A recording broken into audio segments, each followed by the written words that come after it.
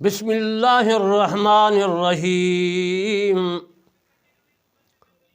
ناچیز بندہ علامہ طالب حسین کرمانی، بستی یاسر آباد، چک مغل، تحصیل میلسی، ضلع وہاڑی، صوبہ پنجاب، پاکستان سے عرض کرتا ہوں کہ میرے دو چینل ہیں۔ ایک کا نام ہے کرمانی ٹی وی، میں قرآن مجید فرقان حمید کی تفسیر لکھ رہا ہوں۔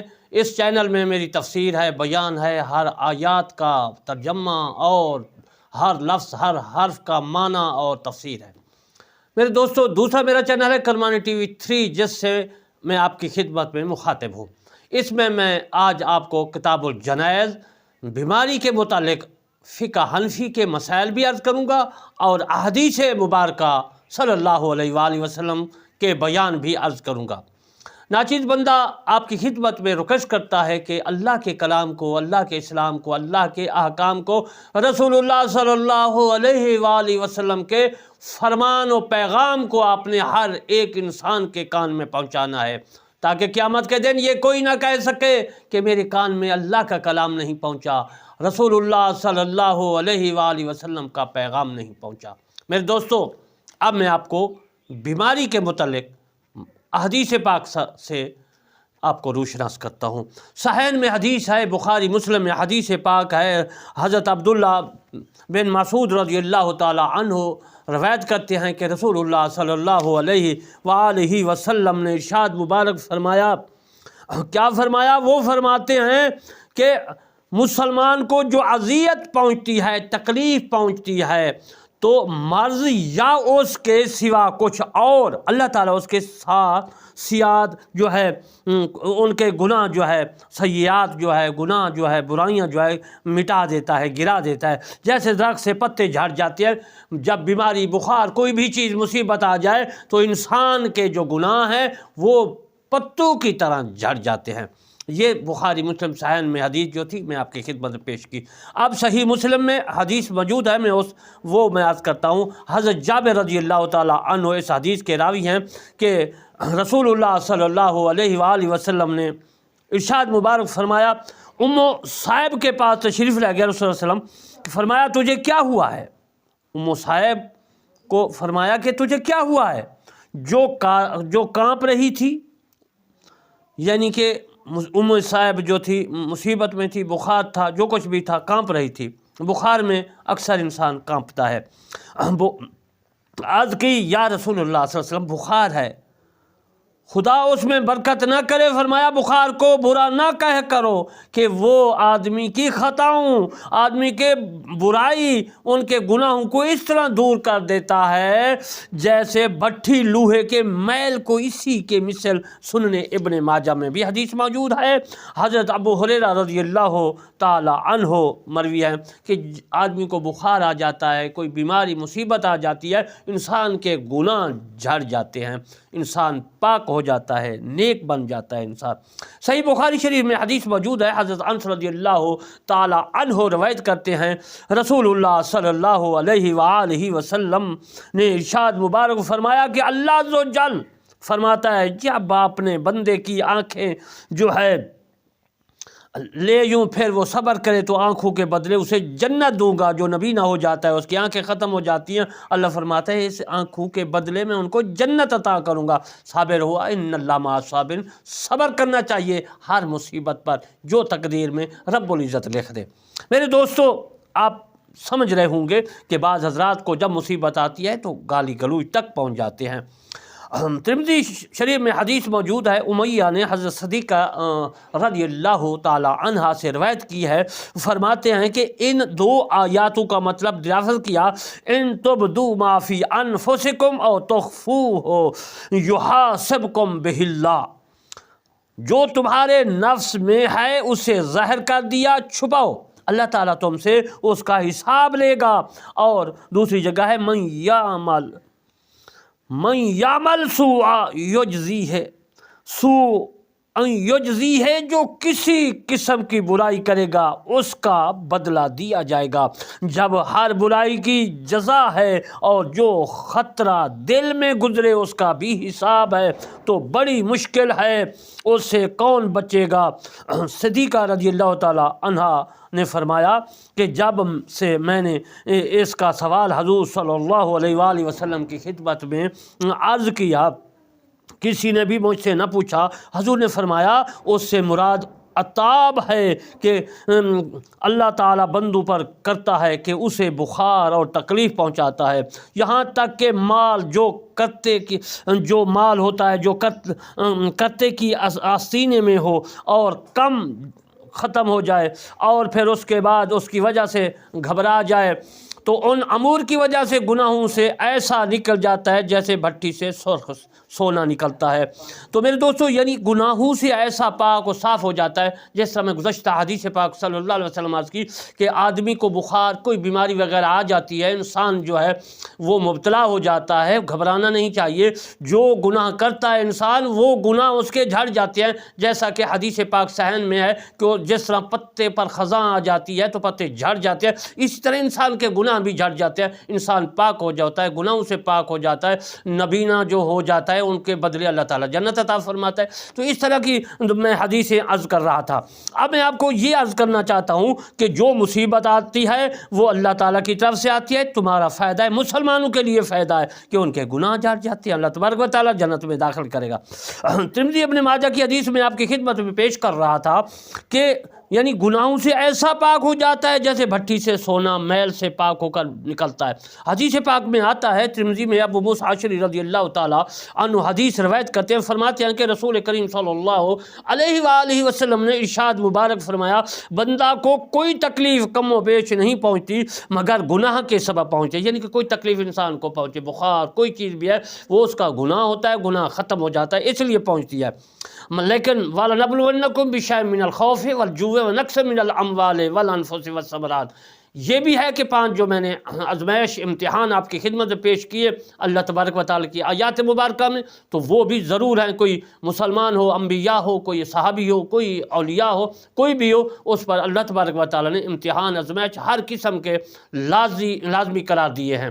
تو مگر جس طرح میں نے عرض کر مگر گناہ کے سبب اور جو بھی اللہ تعالیٰ بیماری عطا کرتا ہے دیتا ہے، اللہ تعالیٰ ان کے گناہ معاف فرما دیتا ہے۔ بہت آیات مبارکہ میں بھی ثبوت ہے، حدیث پاک میں بھی ثبوت ہے، وَمَا أَصَابَكُم مِّن مُّصِيبَةٍ فَبِمَا كَسَبَتْ أَيْدِيكُمْ وَيَعْفُو مِّن كَثِيرٍ۔ اللہ تبارک و تعالیٰ نے قرآن مجید فرقان حمید میں فرمایا، جس طرح میں نے آپ کی خدمت میں آیات مبارکہ پیش کی، اس میں ہے کہ جو تمہیں مصیبت پہنچے وہ اس کا بدلہ ہے جو تمہارے ہاتھوں نے کیا، اور بہت سی معاف فرما دیتا ہے۔ حدیث پاک میں ہے، وہ حدیث آپ کی خدمت میں شرح سنت میں ہے کہ عبداللہ بن عمر رضی اللہ تعالیٰ عنہ اس حدیث کے راوی ہیں، میرے آقا تاجدار مدینہ صلی اللہ علیہ وآلہ وسلم نے ارشاد مبارک فرمایا کہ بندہ جب عبادت کے اچھے طریقے پر ہو کہ پھر بیمار ہو جائے، بخار ہو جائے، کوئی بھی بیماری لاحق ہو جائے اس کو، تو جو فرشتہ اس پر موکل ہے اس سے فرمایا جاتا ہے کہ اس کے لیے ویسے جو ہے ہی اعمال لکھ، جب مرض میں مبتلا ہو جاتا ہے، کوئی بیماری اس پر لاحق ہو جاتی ہے، ملحق ہو جاتا ہے بیماری میں، یہاں تک کہ اسے مرض سے رہا کروں یا اپنی ہی طرف بلا لوں، یعنی موت دوں۔ اور حضرت انس رضی اللہ تعالیٰ عنہ جو میرے مصطفیٰ صلی اللہ علیہ وآلہ وسلم کے غلام ہیں، نوکر تھے، غلام تھے، بچپن میں آئے تھے، چھوٹے تھے، ساری عمر میرے مصطفیٰ صلی اللہ علیہ وآلہ وسلم کی خدمت میں گزار دی، اور اس کے بعد اللہ تبارک و تعالیٰ نے میرے مصطفیٰ صلی اللہ علیہ وسلم کو اپنے پاس بلا لیا، تو حضرت انس رضی اللہ تعالیٰ عنہ ساری عمر خدمت میں رہے، اور حضرت انس رضی اللہ تعالیٰ عنہ بعد میں بھی جو ہے میرے دوست رسول اللہ صلی اللہ علیہ وسلم کے اسی مدینہ منورہ میں رہے۔ اس کے بعد روایت ہے کہ رسول اللہ صلی اللہ علیہ وسلم فرماتے ہیں، جب مسلمان کسی بلائے بدن میں مبتلا ہوتا ہے تو فرشتوں کو حکم ہوتا ہے، لیکن جو نیک کام پہلے کیا کرتا تھا اگر شفا دے دیتا ہے تو دھو دیتا ہے اور پاک کر دیتا ہے، اور موت دیتا ہے تو بخش دیتا ہے اور رحم فرما دیتا ہے۔ ترمذی میں حدیث موجود ہے، ترمذی میرے پاس موجود ہے، میرا کیمرہ انشاءاللہ آخر اینڈ میں دکھائے گا میری کتابوں کو، اس میں ترمذی بھی موجود ہے۔ اس میں تصحیح تحسین ابن ماجہ اور دارمی سعد رضی اللہ تعالیٰ عنہ سے روایت کیا، فرماتے ہیں کہ رسول کریم صلی اللہ علیہ وآلہ وسلم سے سوال کیا ہوا کس پر بلا زیادہ جو ہے سخت ہوتی ہے؟ فرمایا مصیبت کے متعلق انبیاء پر، پھر اس جو بہتر ہیں، یعنی جو بہتری ہے آدمی جتنے دین جس پر دین والا جو ہے دین پہ مکمل ہوتا ہے وہ ہے، اس کے اندازہ سے بلا جو ہے مبتلا کیا جاتا ہے۔ اگر دین میں قوی ہے بلا اس میں سخت ہوگی، اور دین میں ضعیف ہے تو اس پر آسانی جاتی ہے۔ تو ہمیشہ بلا مصیبت میں مبتلا کیا جاتا ہے، یہاں تک کہ زمین پر جوں چلتا ہے کہ اس پر کوئی گناہ نہیں ہوتا۔ یعنی کہ کہنے کا اس حدیث کے کہنے کا مطلب یہ ہے رسول اللہ صلی اللہ علیہ وسلم کا کہ اللہ تبارک و تعالیٰ نے میرے مصطفیٰ صلی اللہ علیہ وسلم کو فرمایا جو انبیاء اس پر سخت، پھر اس کے بعد صحابہ کا امتحان اس پر سخت جو میں نے آیات مبارکہ پڑھی، پھر اس کے بعد تابعی پر سخت، پھر اس کے بعد تبع تابعین پر، اولیاء کرام پر، مومن پر، مسلمان پر، یعنی درجہ پر درجہ جو میرے دوستو مسلمان ہوتا ہے، جتنا نیکی ہوتا ہے، بزرگ ہوتا ہے، اس کے مطابق ہی اللہ تبارک و تعالیٰ امتحان جو ہے دیتا ہے، آزمائش لیتا ہے۔ آزمائش شرط ہے، امتحان شرط ہے ہر مسلمان پر۔ ترمذی نے ابن ماجہ انس رضی اللہ تعالیٰ عنہ سے روایت کیا، فرماتے ہیں کہ جتنی بلا زیادہ اتنا ہی ثواب ہوتا ہے، زیادہ اللہ عز و جل جو ہے ان کو جزا بھی دیتا ہے۔ جب کسی قوم کو محبوب رکھتا ہے تو اسے بلا میں مبتلا کر ڈالتا ہے، تکلیف دیتا ہے۔ وَلَنَبْلُوَنَّكُم میں کوئی بھی جو ہے آزمائش ہے، امتحان ہے، وہ ضرور دیتا ہے۔ اس کے علاوہ جو ہے ایسا کوئی نہیں کہ بھلا امتحان سے وہ پاس ہو جائے، امتحان جو ہے وہ ضروری ہوتا ہے۔ میرے دوستو ترمذی شریف ابن ماجہ حضرت انس رضی اللہ تعالیٰ عنہ سے روایت کرتے ہیں رسول کریم صلی اللہ علیہ وآلہ وسلم نے ارشاد مبارک فرمایا کہ بلا مصیبت اتنی ہی ثواب زیادہ، جتنی بلا مصیبت ہوتی ہے اتنا زیادہ ثواب ملتا ہے۔ اللہ عز و جل جب کسی قوم کو محبوب رکھتا ہے تو اسے بلا میں ڈال دیتا ہے، مصیبت میں ڈال دیتا ہے، اور جو راضی ہو اس کے لیے رضا ہے، اور جو ناراض ہو اس کے لیے ناخوشی۔ اور دوسری روایت ترمذی میں بھی موجود ہے، میرے پاس دائیں ہاتھ پر کتابیں موجود ہے، اس میں ہے، میں کیمرہ مین کو کہوں گا کہ وہ آپ کو دکھائے گا۔ میرے دوستو رسول اللہ صلی اللہ علیہ وآلہ وسلم نے ارشاد مبارک فرمایا جب اللہ تعالیٰ اپنے بندہ کے ساتھ خیر کا ارادہ رکھتا ہے، اچھائی کا ارادہ رکھتا ہے، نیکی کا ارادہ رکھتا ہے تو اسے دنیا میں سزا دیتا ہے۔ امتحان، سزا کا مطلب یہ ہے کہ اس کو جو ہے امتحان لیتا ہے، مصیبت دیتا ہے، بخار وغیرہ جو بھی ہے ان میں آزماتا ضرور ہے۔ رسول کریم صلی اللہ علیہ وآلہ وسلم نے ارشاد مبارک فرمایا جب اللہ تعالیٰ اپنے بندے کو اچھائی کے ساتھ، خیر کے ساتھ، نیکی کے ساتھ کا ارادہ رکھتا ہے تو اسے دنیاوی جو ہے مصیبت ضرور دیتا ہے، امتحان لیتا ہے۔ اور اس کے بعد اللہ تبارک و تعالیٰ کے حبیب نے فرمایا اور جب شرکا جو ہے ارادہ فرماتا ہے تو اسے گناہ کا بدلہ نہیں دیتا، اور قیامت کے دن روز محشر میں جب ہم تمام دنیا فلسطین کے علاقہ میں پہنچیں گے تو وہاں جو ہے ہر انسان کو اسے بدلہ پورا اللہ تبارک و تعالیٰ دیا جائے گا، اور آخری پارے میں بھی آ جاتا ہے کہ ذرا ذرا کا میں بدلہ ضرور دوں گا، سزا دوں گا۔ امام مالک رحمۃ اللہ علیہ کی کتاب ہے موطا امام مالک، اس میں آپ نے جو ہے امام مالک جو ہے امام محمد رحمۃ اللہ علیہ کا دورہ حدیث مدینہ پاک میں کروایا، اور اس کے بعد جو ہے اس نے موطا امام محمد لکھی۔ میں موطا امام مالک کی بات کر رہا ہوں، موطا امام مالک میرے دائیں ہاتھ پر، امام محمد بھی میرے دائیں ہاتھ پر کتاب پڑھی ہے۔ ان میں ہے کہ ترمذی نے بھی اس کو لکھا ہے اپنی ترمذی شریف میں۔ حضرت ابو ہریرہ رضی اللہ تعالیٰ عنہ سے روایت ہے رسول کریم صلی اللہ علیہ وآلہ وسلم نے ارشاد مبارک فرمایا کہ مسلمان مرد ہو یا مسلمان عورت ہو، نیک ہو اور مومن ہو، مومنہ ہو، جان و مال اولاد میں ہمیشہ مبتلا رہتی ہے۔ یعنی کہ اللہ تبارک و تعالیٰ عورت سے بھی امتحان لیتا ہے اور مسلمان مومن مرد سے بھی امتحان ضرور لیتا ہے، یہاں تک کہ اللہ تعالیٰ سے اس حال میں ملتا ہے کہ اس پر خطا کچھ نہیں۔ احمد میں حدیث موجود ہے، ابو داؤد شریف میں حدیث موجود ہے، محمد بن خالد نے ان ابی اپنے باپ سے روایت کی ہے، اور اس نے ان جدہ ہی اور دادا سے روایت کیا۔ وہ فرماتے ہیں کہ رسول کریم صلی اللہ علیہ وآلہ وسلم بندہ کے لیے علم الہی میں کوئی مرتبہ مقرر ہوتا ہے، اور وہ اعمال کے سبب اس رتبہ کو نہ پہنچا تو بدن یا پھر اس کے مال یا اولاد سے اس کا ابتلا فرماتا ہے۔ ابتلا کہتے ہیں مبتلا ہونا، یعنی اگر وہ آدمی مبتلا نہیں ہوتا کسی مصیبت میں، کسی امتحان میں، تو پھر وہ میرے دوستو اس کی اولاد، بیٹا، بیٹیاں وغیرہ جو اس کی اولاد ہے ان میں سے جو ہے مبتلا ہوتا ہے، پھر اسے صبر دیتا ہے۔ ان اللہ مع الصابرین بھی قرآن میں بار بار فرمایا گیا ہے۔ تو پھر اللہ تبارک و تعالیٰ یہاں تک اسے اس مرتبہ کو پہنچا دیتا ہے جو اس کے لیے علم الہی میں ہے۔ ترمذی شریف میں حدیث موجود ہے، حضرت جابر رضی اللہ تعالیٰ عنہ سے روایت ہے کہ رسول کریم صلی اللہ علیہ وآلہ وسلم نے ارشاد مبارک فرمایا، جب قیامت کے دن اہل بلا کو ثواب دیا جائے گا تو عافیت والے تمنا کریں گے کاش دنیا میں کینچو سے، کینچیاں جو ہوتی ہیں مقراض جس کو بولا جاتا ہے، ان کی کھالیں کاٹی جاتی۔ حضرت ابو داؤد شریف نے اپنی جو ہے ابو داؤد میں لکھا ہے، عامر الرام رضی اللہ تعالیٰ عنہ کے حوالے سے روایت کیا مروی فرماتے کہ رسول کریم صلی اللہ علیہ وآلہ وسلم نے جو ہے بیماریوں کا ذکر فرمایا، کیونکہ میں آج کتاب الجنائز اور بیماریوں کے متعلق تقریر کر رہا ہوں، بیان کر رہا ہوں۔ مومن جب بیمار ہو پھر اچھا ہو جائے، اس کی بیماری گناہوں سے کفارہ ہو جاتی ہے، یعنی گناہ جھڑ جاتے ہیں، انسان جو ہے پاک ہو جاتا ہے۔ اور آئندہ کے لیے نصیحت، اور منافق جب بیمار ہو پھر اچھا ہو، اس کی مثال اونٹ کی ہے کہ مالک نے اسے باندھا پھر کھول دیا، تو نہ اسے یہ معلوم ہو کہ کیوں باندھا، نہ یہ معلوم ہو کہ کیوں کھولا۔ اسی جگہ سے عرض کی ایک شخص نے، ایک آدمی نے، صحابی نے عرض کی، یا رسول اللہ صلی اللہ علیہ وسلم کیا بیماری کیا چیز ہے؟ تو کبھی بیمار نہ ہو، فرمایا ہمارے پاس سے اٹھ جا، کیونکہ تو نے کہا ہے کہ میں ساری عمر میں بیمار نہیں ہوا۔ ارے تم نے ساری عمر میں بیمار تم نہیں ہوئے، تم گنہگار ہو، تم تو جہنمی ہو، میرے پاس سے اٹھ جاؤ۔ یعنی ثابت ہوا کہ جو آدمی بیمار نہیں ہوتا، اس پر مصیبت نہیں آتی، اس پر امتحان نہیں آتا، تو وہ عزیزان محترم کیا ہے؟ وہ جہنمی ہے۔ میرے دوستو، فرعون جو تھا پوری زندگی میں اس کے سر میں درد نہیں ہوا تو وہ جہنمی تھا۔ اس لیے اگر کوئی آدمی جو ہے کسی وجہ سے بیمار نہیں ہوتا تو سمجھ جائیں کہ وہ گنہگار ہے۔ کوئی آدمی بیمار رہتا ہے، کچھ بھی ہوتا ہے، تو سمجھے وہ بہشت میں ہے۔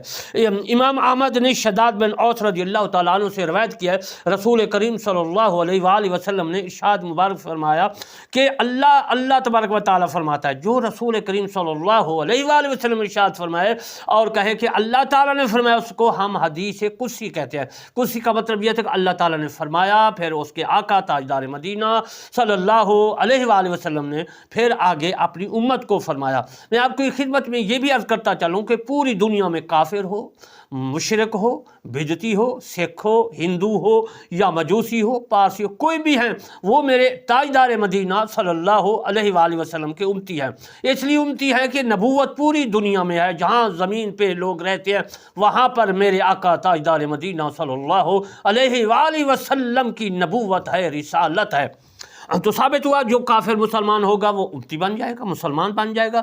اللہ تبارک و تعالیٰ فرماتا ہے، جب میں اپنے مومن بندہ کو بلا میں مصیبت میں ڈالوں یا امتحان میں ڈالوں، آزمائش لوں، تو پھر کیا ہے؟ وہ اس ابتلا میں، یعنی مبتلا ہو جاتا ہے، کسی مصیبت میں کر دیتا ہے، ابتلا میں میری حمد کرے، مصیبت میں میری حمد کرے، ثنا کرے، تعریف کرے، عبادت کرے، نماز پڑھے، روزہ رکھے، حج پڑھے، زکوٰۃ دے، توفیق ہو تو اپنے خوابگاہ سے، گناہوں سے ایسا پاک ہو کر اٹھے گا جیسے اس دن کے اپنی ماں سے بیدار پیدا ہوا۔ اور رب تبارک و تعالی فرماتا ہے، میں نے اپنے بندہ کو مقید اور مبتلا کیا، اس کے لیے عمل ویسا ہی جاری رکھو جیسا صحت میں تھا، یعنی کہ آخری مرض میں بھی اسی طرح ہونا چاہیے، بیماری میں بھی اسی طرح عمل ہونا چاہیے جو تندرستی میں تھا۔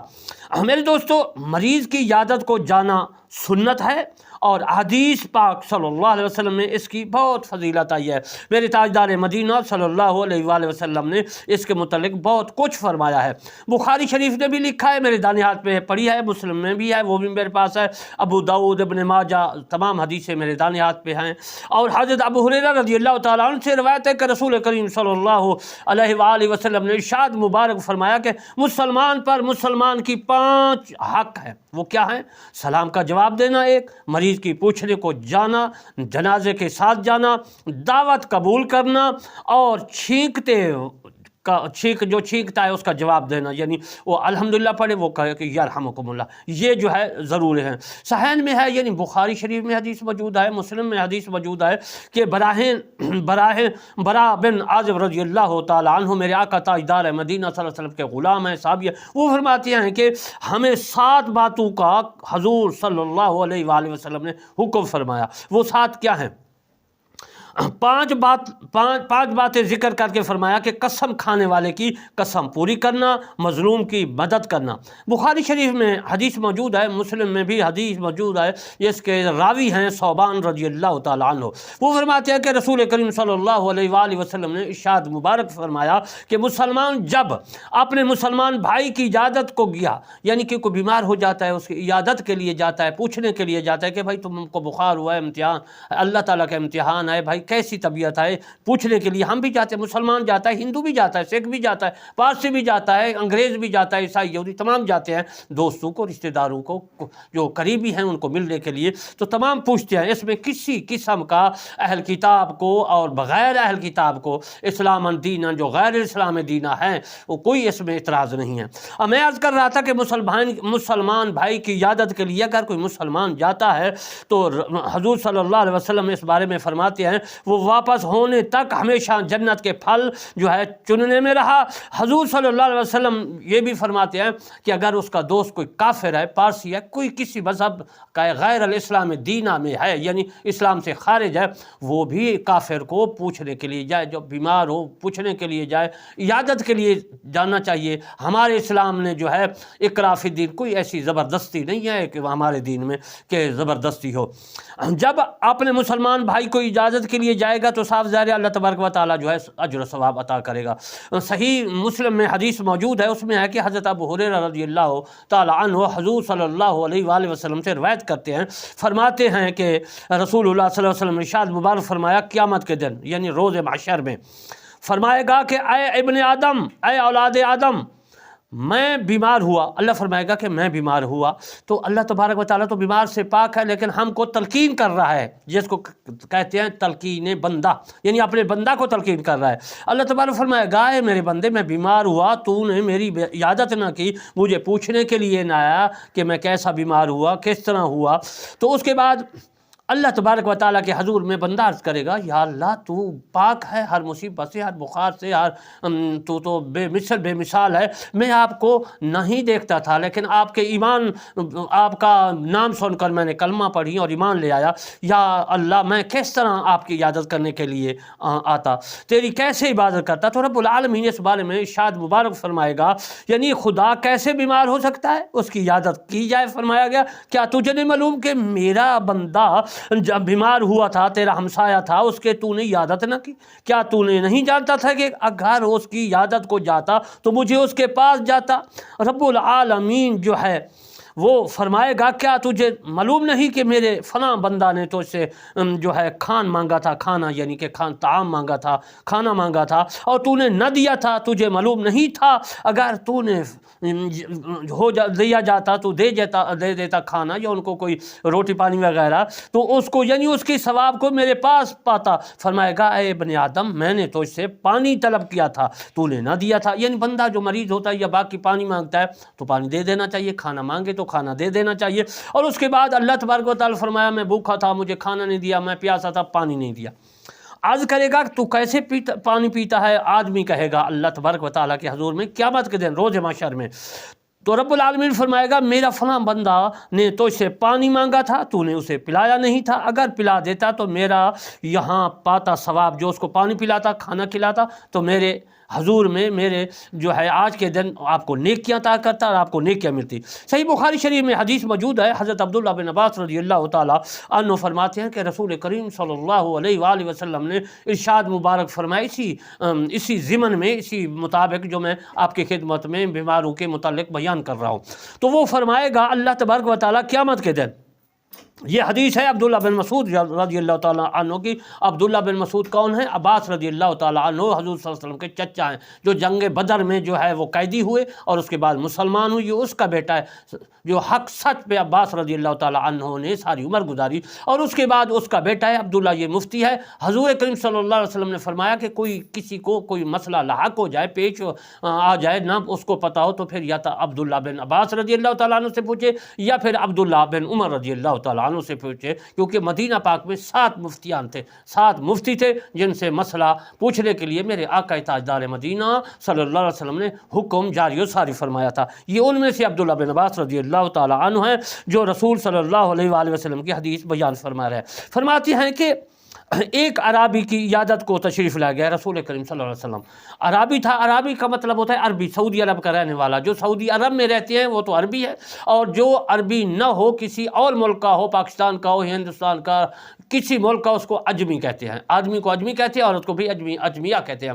اور میرے دوستو، جو زبان عربی ہو تو وہ عربی کہلاتی ہے. اگر عربی کے علاوہ کوئی اور زبان ہے، سرکی ہے، پنجابی ہے، انگلش ہے، کوئی بھی ہے، موربی ہے، کوئی بھی ہے، تو ان کو میرے دوستو اجمی زبان کہتے ہیں. آپ سمجھ جائیں، عربی زبان بولنے والا عربی کہلائے گا، اور عربی زبان کو عربی زبان کہیں گے، عربی بولنے والے کو عربی کہیں گے، اور ان کے علاوہ جو دوسری زبان کا رہنے بولے گا وہ اجمی کہلائے گا.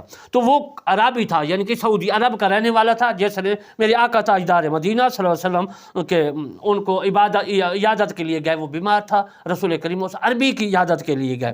تو جہاں پہنچے تو عادت کریمہ یہ تھی آپ صلی اللہ علیہ وسلم کی کہ جب مریض کے پاس آپ پہنچتے تو مریض کے لیے دعا بھی کرتے تھے، اور تشریف لے گئے اور فرمایا لا باسا طہوراً انشاءاللہ تعالی، یعنی کوئی حج کی بات نہیں ہے، انشاءاللہ تعالی یہ مرض گناہوں سے پاک کرنے والا ہے. عربی بھی بہت اچھا پڑھا لکھا تھا، قرآن کا حافظ تھا. اور میں آپ کو عرض کرتا چلوں، آپ نے بھی کسی مریض کے لیے جانا ہے، مریض کے پاس جانا ہے، تو یہی دعا کرنی ہے کہ اے مریض، اللہ تبارک و تعالیٰ آپ کو شفاء کاملہ عطا فرمائے، کیونکہ یہ کوئی مرض ایسی نہیں ہے کہ آپ کو موت آ جائے.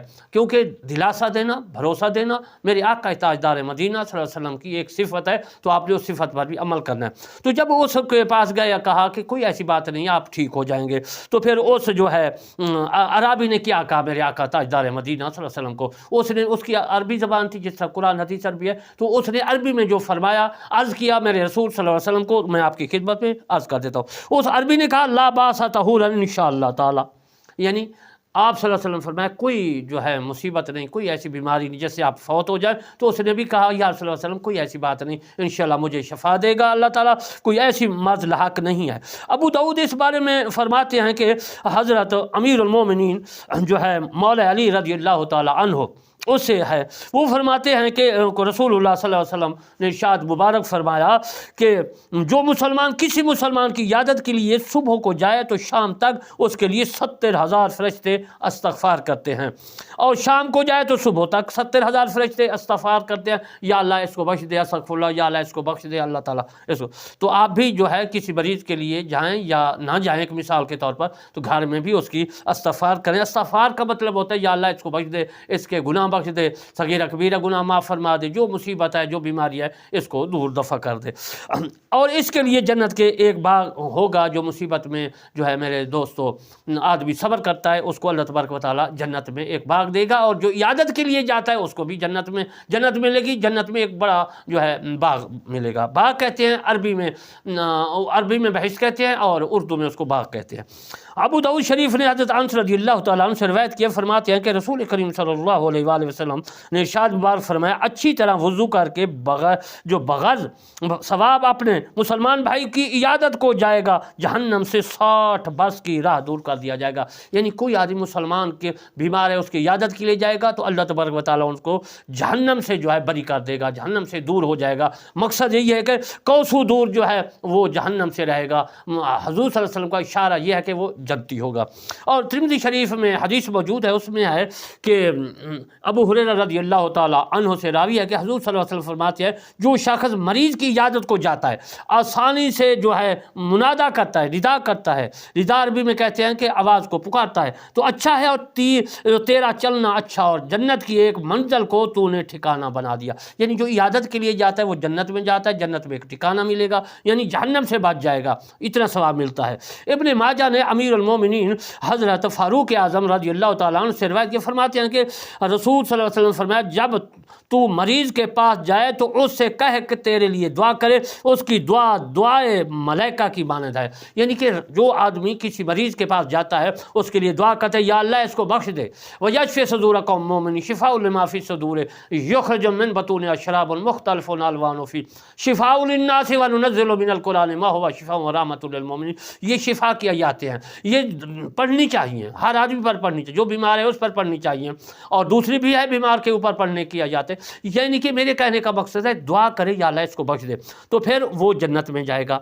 دعا کرنے والا۔ بہقی شریف نے سعید بن مسیب رضی اللہ تعالیٰ عنہ سے مرسلاً روایت کی ہے، وہ فرماتے ہیں کہ افضل جو ہے عیادت یہ ہے کہ جلد اٹھائے جلدی آ جائے، اور اس کی مثل حضرت انس بن مالک رضی اللہ تعالیٰ عنہ نے بھی حدیث اسی طرح عرض کی ہے جو میں نے آپ کی خدمت میں پیش کی ہے۔ ترمذی میں بھی ہے، ابن ماجہ میں بھی ہے۔ ابو سعید خدری رضی اللہ، یہ خدرت کے رہنے والے تھے اس لیے اس کو خدری کہتے ہیں۔ حضرت ابو سعید خدری رضی اللہ تعالیٰ عنہ روایت کرتے ہیں کہ آقا تاجدار مدینہ صلی اللہ علیہ وآلہ وسلم نے ارشاد مبارک فرمایا کہ جب مریض کے پاس جاؤ تو عمر کے بارے میں جو ہے عمر کے بارے میں دل خوش کس بات کرو؟ عمر کہتے ہیں زندگی کو، زندگی کے متعلق جو میں عرض کر رہا ہوں، یہ کسی چیز کو روا نہ کرے گا اور اس کے جی کو اچھا معلوم ہوگا۔ ابن حبان اپنے صحیح میں لکھا ہے، فرماتے ہیں کہ تاجدار مدینہ صلی اللہ علیہ وآلہ وسلم میں 5 چیزیں جو ایک دن میں کرے گا اللہ تعالیٰ اس کو جنتیوں میں لکھ دے گا، جنتی بن جائے گا۔ مریض کی عیادت کے لیے جائے، جنازہ میں حاضر ہو، روزہ رکھے، جمعہ کو جائے، غلام آزاد کرے۔ لیکن احمد نے اپنی کتاب میں لکھا ہے اور طبرانی نے اپنی طبرانی کتاب میں لکھا ہے، اور ابو یعلا نے ابن خزیمہ سے روایت کیا، وہ فرماتے ہیں کہ حضرت ابن حبان رضی اللہ تعالی عنہ، یعنی کہ ابن حبان معاذ بن جبل رضی اللہ تعالیٰ عنہ حبل سے، اور ابو داؤد نے جو ہے امامہ رضی اللہ تعالیٰ سے روایت کیا، فرماتے ہیں کہ میرے آقا تاجدار مدینہ صلی اللہ علیہ وسلم نے 5 چیزوں کے متعلق فرمایا۔ وہ کون سی ہیں؟ جو ان میں سے ایک یہ بھی ہے کہ اللہ عز و جل کے دان میں آ جائے گا، دان کہتے ہیں پناہ میں آ جائے گا، اس کی حفاظت میں آ جائے گا، تو اس کو عربی میں دان کہتے ہیں۔ میرے دوستو، اللہ تبارک و تعالیٰ کی دان میں آ جائے گا، مریض کی یاد کرے، یا جنازہ کے ساتھ جائے، یا غزوہ کو جائے، یعنی جہاد کرے، جہاد فرض ہے، یا امام کے پاس اس کی تعظیم اور توقیر کے ارادہ سے جائے، یا اپنے گھر میں بیٹھا رہے کہ لوگ اس سے سلامت رہیں اور وہ لوگوں سے ہے، یعنی جنتی لوگوں سے ہے۔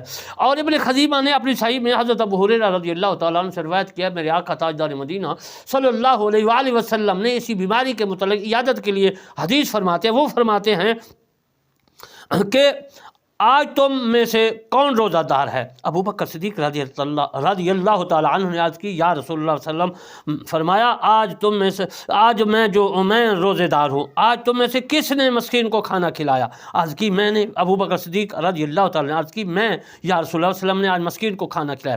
فرمایا کون آج جنازہ کے ساتھ؟ عرض کی ابو بکر صدیق رضی اللہ تعالیٰ عنہ نے عرض کی، یا رسول اللہ صلی اللہ علیہ وسلم، میں نے آج جنازہ پڑھا ہے، میں جنازے میں گیا تھا۔ اور اس کے بعد رسول صلی اللہ علیہ وسلم نے پھر فرمایا کہ کسی نے آج مریض کی عیادت کی۔ حضرت ابو بکر صدیق رضی اللہ تعالیٰ عنہ نے پھر عرض کی، یا رسول اللہ صلی اللہ علیہ وسلم، میں آج مریض کی عیادت کے لیے گیا تھا۔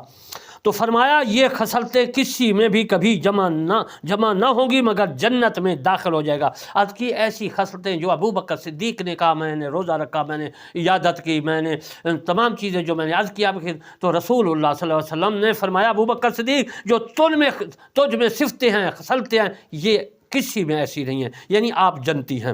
تو جب جنتی ہو گئے تو کسی کو اعتراض کرنے کی ضرورت نہیں۔ جو ہے چون چرا کرتے پھرتے ہیں دنیا میں چیلنج سے کہہ رہا ہوں، وہ جہنمی ہیں۔ ابو بکر صدیق کے خلاف جو چون چرا کرے گا وہ جہنمی ہے۔ ابو داؤد شریف، ترمذی شریف، عبداللہ بن عباس رضی اللہ تعالیٰ عنہ سے روایت ہے، فرماتے ہیں کہ رسول کریم صلی اللہ علیہ وآلہ وسلم نے ارشاد مبارک فرمایا، جب کوئی مسلمان کسی مسلمان کی عیادت کو جائے تو 7 بار یہ دعا پڑھے، اسأل اللہ العظیم رب العرش الکریم ان یشفیک۔ اگر موت نہیں آئی تو اسے شفا ہوگی۔ اسأل اللہ العظیم، سوال کرے رب العرش الکریم، ان یشفیک، کہ اس کو شفا دے، ان یشفیک، یا اللہ اس کو شفا دے۔ کا جو مزیم ہے یہ واحد ہے، اور یہ متکلم صیغہ ہے، ضمیر ہے، اور یہ واحد ہے، اور جو حاضر چیز ہوتی ہے کا استعمال ہوتا ہے، اور جو حاضر نہیں ہوتی وہ ہم ہا ضمیر ہوتی ہے، ہوا ضمیر ہوتی ہے، یہ کاف ہے، یہ حاضر کی صیغہ ہے۔ حاضر کے متعلق میرے تاجدار مدینہ صلی اللہ علیہ وسلم نے ارشاد مبارک فرمایا۔ انشاءاللہ بقیہ مسائل موت کے متعلق میں عرض کروں گا، اور میں آپ کو آخر میں عرض کرتا ہوں کہ میں نے ابو بکر صدیق رضی اللہ تعالیٰ عنہ کے متعلق جو فرمایا، عرض کیا آپ کی خدمت میں، وہ بالکل صحیح ہے کہ ابو بکر صدیق کو گالی گلوچ دینے والا وہ دار اسلام سے خارج ہے۔ قرآن میں بھی کافی ابو بکر صدیق کی صفتیں ہیں، وہ آپ جانتے ہیں۔ تو انشاءاللہ بقیہ مسائل پھر میں عرض کروں گا۔ وما علینا الا البلاغ المبین۔